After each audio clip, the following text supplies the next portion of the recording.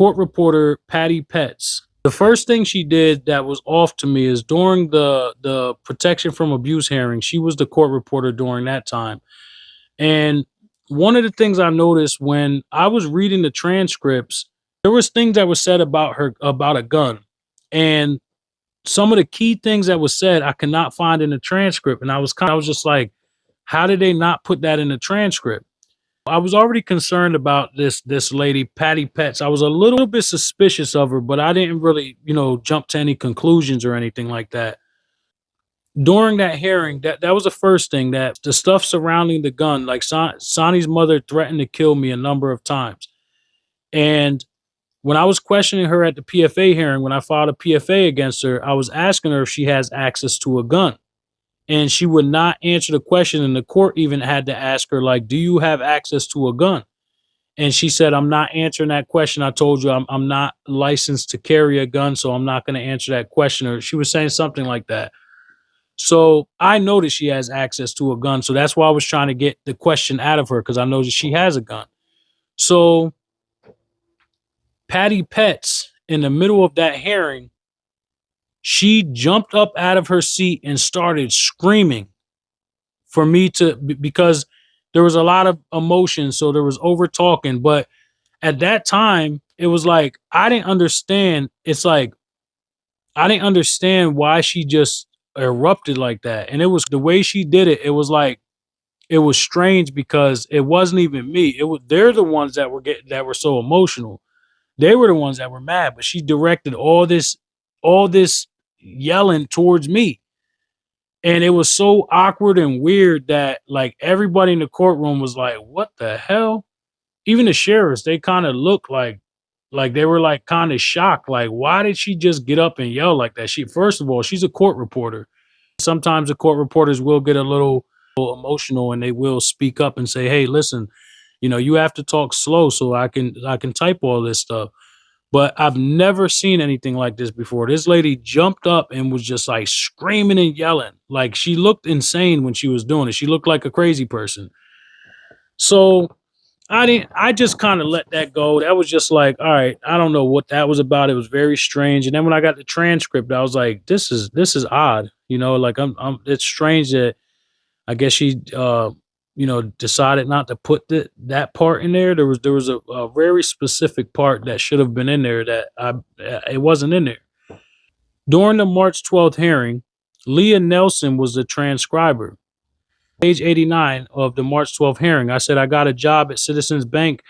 I started my business, and I started my business in 2015. One of my customers wanted to bring me in doing what I do as junk removal, bring me in at the Citizens Bank kind of as a junk removal foreman. So I was making $38.50 an hour. The reason I bring this up right here, the $38.50 an hour, is because Leah Nelson, she was the one that was in there transcribing this. And this was on March 12, 2024. Now, Patty Petts, she's the wife of Ray Petts, and he's the pastor at the Back Mountain Harvest. And I love this place. They have the Christmas show every year. And I took my mom last year to the show, and that's when I noticed her. That's when I noticed she's part of the play. She sings in the play. So this is the same lady from the PFA hearing. So this is my third incident with her that now I'm really suspicious of who this lady is, what she's about, what is her role in all of this. What type of inappropriate relationship does she have with the judge in the judge's chambers? Because it just seemed very strange, just to even their interactions, the way they all interact with each other, just something isn't right. There's something strange going on. I had to file an addendum because when the judge makes this order, Patty Petts is like standing in the way of me getting my transcripts. And the first thing was, when I applied for the transcript, she messaged back and she's like, yeah, they're going to be $1,000. Do you still want them? And I'm just like, yeah. Like, she's doing all the communication for my transcripts, but she's not the one who transcribed them. So that was already like raising a red flag right there. So what I did was I filed for a IFP to get the fees for my transcripts waived or to get a discounted rate. So she starts telling me I've never seen somebody get a discounted rate in this. And this is when I went to go actually fill out the paper and let her know, like, hey, I'll be back tomorrow. I'm going to present this motion. I'm going to try to get these fees waived or whatever. And she's like, oh, I've never seen somebody get the fees waived. And she's just like trying to discourage me. Point, I'm thinking like she must be the supervisor, and that's why she's taking over conversation for all these other people who did my transcript from previous cases. And I'm going to read everything exactly with dates and everything that happened. I'm just trying to give you a quick summary. So I come back the following day, and it's like she's mad that I got my transcript fees waived. She starts like questioning me. She's like saying like, I thought you had a lucrative business where you were making $40 an hour. And then Leah, she was behind her. Leah corrected her, and Leah said 38.50. And then Patty Pets said it. She said 38.50 an hour. And I said, that's when I was working at the Citizens Bank.